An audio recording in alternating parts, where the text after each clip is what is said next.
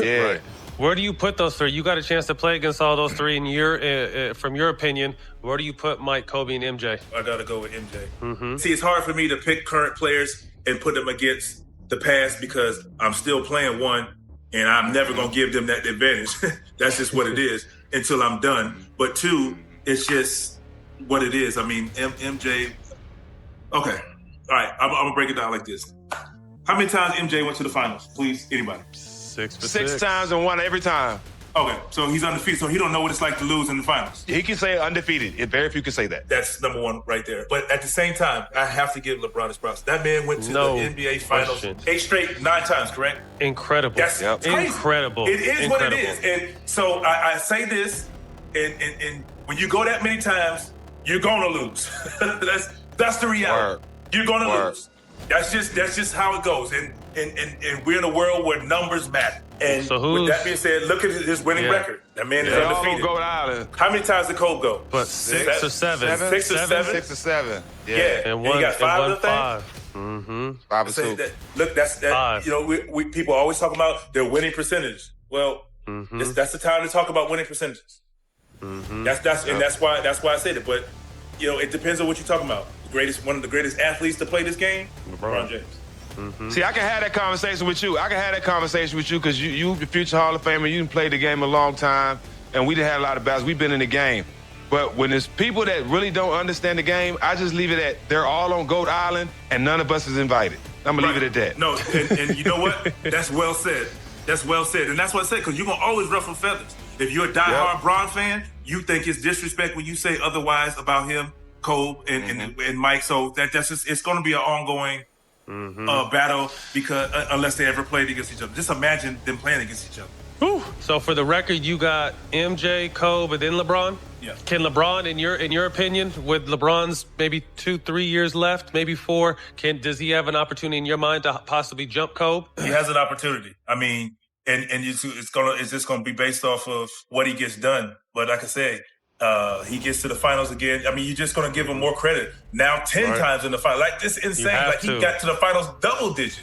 Insane. It's just I just say to people, let's just wait and see. Wait until when it's all said and done, then it's fair to have a real debate. Yeah. Because we're talking about MJ and they can't score any more points. That's it. They can't score any more points. He the greatest, but all right, that's why I think what younger generations kind of in limbo, like, all right, he was cool, but LeBron's better. We see LeBron doing this. Exactly. Yeah, exactly. But what about him was so special? Right. Bro, you watch that now. When people ask these questions about who's the greatest and blah, blah, blah, I'm like, what rules are we using? Because if you put some of the players and stars of today in that era with hand checking and the physicality and what is considered a flagrant now, who survived? I don't care how good they is right now. It's a whole different ball game, bro. With somebody holding on your shorts the whole way to the basket. Legal. And it's legal. Come on, man. When you run through the paint and you can get bumped, it's different. And that's my argument with people. It's like, it ain't no disrespect to anybody because they're all great. And you're going to argue back and forth and everybody's going to have their opinion. But I'm saying, which rules are we using? Because when if you say we're using today's rules, okay, well then take Michael Jordan, who's battered and bruised and getting fucked up every time he was running around off a screen through the paint, and put him in the rules today. Then what you can't touch it. Averaging 45. And that's my argument. And it's no disrespect to any of these guys. He was averaging 30 back then, though. That's my point. Whatever you say, you're going to ruffle feathers, and that's cool. But I got the opportunity to play against Michael Jordan, Kobe Bryant, and LeBron James. So I got to see all of them in their element. Not obviously I didn't play against prime Mike, but Mike was pretty damn good at 40. He was still good then. That man scored 50 points at 40. But let me say something that's going to make a lot of stat nerds uncomfortable. Numbers don't tell you who really own the league. You can stack up PER, true shooting, finals appearances, all that. Cool. But none of that measures the one thing that actually decides games before tip-off. Fear. Not respect. Not admiration. I'm talking about that cold feeling in your stomach when you realize number 23 just walked out of the tunnel. When Michael Jordan stepped on the floor, grown men who'd been grinding their whole lives suddenly felt small. You're an NBA pro. You've seen it all. But when the lights hit and you hear those sneakers echoing, you know this isn't a matchup, it's survival. This isn't your arena. It's his. And you're just hoping you don't end up on a poster. Ask the guys who played in that era. Vince Carter said the late 80s and 90s weren't pretty basketball, it was war. Hand checking. Forearms to the ribs. No soft whistles. What gets you ejected today was called play on back then. And in the middle of that chaos, Jordan didn't complain, he adapted. He absorbed punishment and turned it into fuel. 6 finals trips. 6 championships. 0 game 7s. 0 collapses. The phrase finals loss does not exist next to his name. Think about that. Legends have stumbled under the brightest lights. LeBron James has, Kobe Bryant did, Magic Johnson did. Jordan, never. That's not just dominance. That's myth-level control. And don't get it twisted, the fear didn't stay between the lines. It lived in scouting reports. It echoed in locker rooms. Coaches built entire game plans around, maybe we can slow him down. Defenders would avoid eye contact at the free throw line. You could see it, hands on hips, heavy breathing, hoping he'd miss. That was his hidden advantage. You can debate rings, you can debate longevity, you can debate era, but show me another player who made the entire league brace for impact the way Jordan did. That's the gap between a superstar and something else entirely. Fear isn't hype. Fear shifts outcomes. In sports, fear is gravity. It bends everything toward it. And nobody manipulated that gravity better than Michael Jordan. Opponents didn't just face a scorer. They walked into an atmosphere. The air felt different when he was locked in. His stare alone felt like a warning. This ends tonight. Every dribble had tension. Every pause felt calculated. Teams weren't trying to outplay him. They were trying not to get embarrassed by him. That psychological edge? You can't chart that on a spreadsheet. Go back to 1989. Cleveland. Game on the line. The shot. The building believed. The crowd believed. The Cavaliers believed. But deep down, everybody knew what was coming. Jordan rises, hangs fires, and rips the soul out of a franchise. That wasn't just a buzzer beater. It was a message to the league. When it's tight, when it's pressure, when it's your season on the line, I decide what happens. If you're still watching, hit that like button because this is the part people try to downplay. Then came the Detroit Pistons, the bad boys. They built an entire defensive system called the Jordan Rules. Elbows, shoves, hard fouls designed to break him mentally. They weren't guarding him. They were hunting him. And for a minute it worked. They knocked him down, sent him crashing to the hardwood, tested his will. But here's what they didn't understand. Pressure doesn't break diamonds. It makes them. Jordan went to the weight room, added muscle, hardened his mindset. And when he came back, the hunter became the hunted. He didn't just eliminate Detroit. He dismantled their aura. The team that prided itself on intimidation started looking over its shoulder. That's the core of his legend. Pain didn't slow him down. It sharpened him. And he brought that same intensity into his own locker room. Practice wasn't casual. It was combat. Teammates got challenged every single day. If you were soft, he exposed you. If you fought back, he pushed you further. Guys feared him, but they thanked him later. Because by the time they hit the court, they were battle-tested. Other teams were walking into a storm that had already hardened Chicago from the inside. Craig Hodges once said guarding Jordan in practice felt like trying to stop a natural disaster. No relief, no mercy. Every possession felt personal. And that's what crushed opponents mentally. It wasn't just that Jordan could beat you. It was that your absolute best night still might not be enough. That realization, that's terrifying.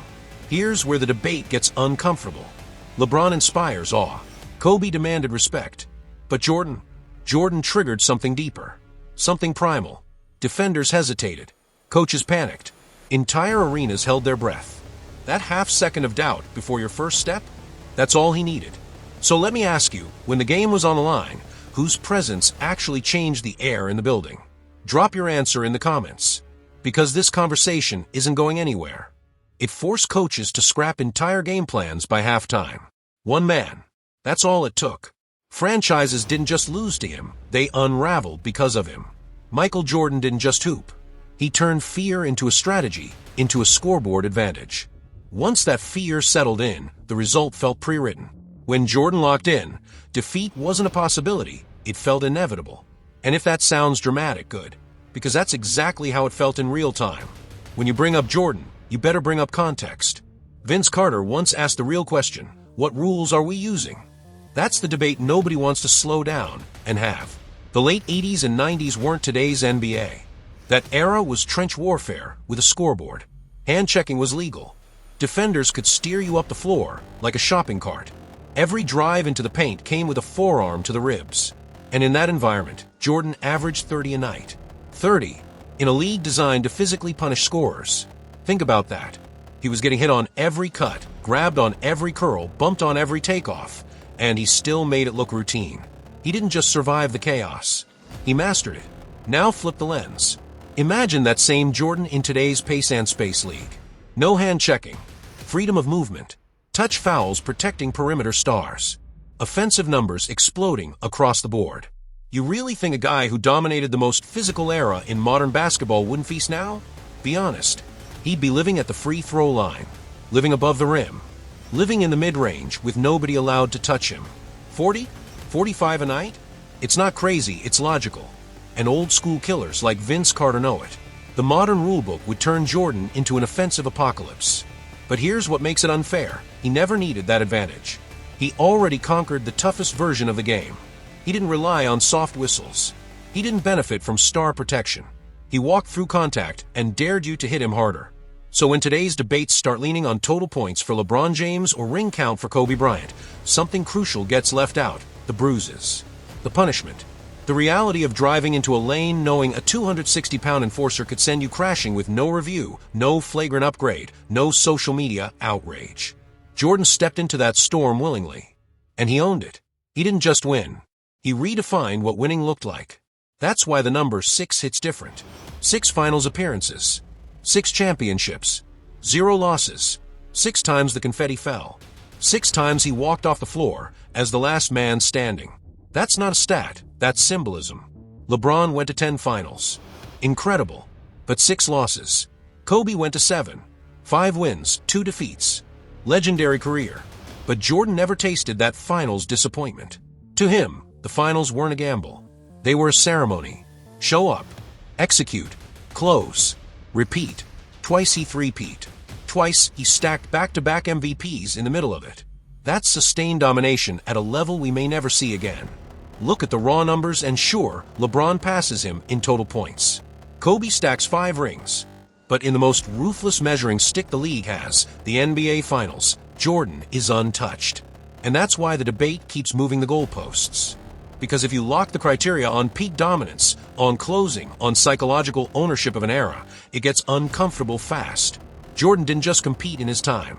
He controlled it. Players before him felt it. Players after him admit it. When Vince Carter ranks his all-time greats, there's no hesitation. He understands what a force of nature looks like.